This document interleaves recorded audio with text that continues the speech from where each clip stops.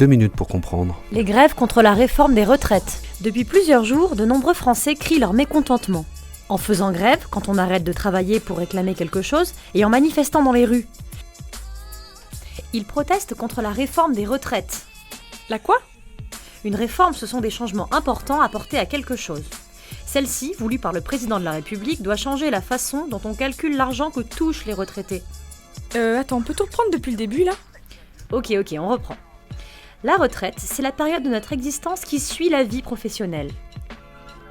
En France, les travailleurs touchent un salaire à la fin du mois, sur lequel un peu d'argent est retiré. On appelle cela des cotisations.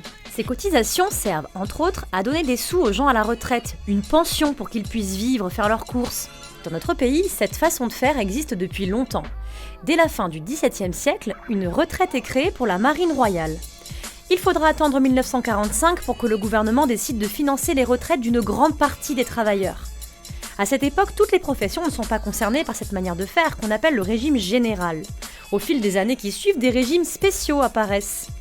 Ce sont des règles particulières qui prennent en compte des manières de travailler différentes des autres. Alors qu'on part en général à la retraite vers 62 ans, d'autres personnes peuvent s'arrêter de travailler plus tôt car leur métier est considéré comme plus difficile ou plus risqué. Mais pourquoi le gouvernement veut changer ce système ?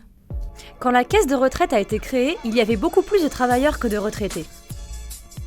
Aujourd'hui, 16,2 millions de personnes sont à la retraite et ce chiffre ne cesse d'augmenter.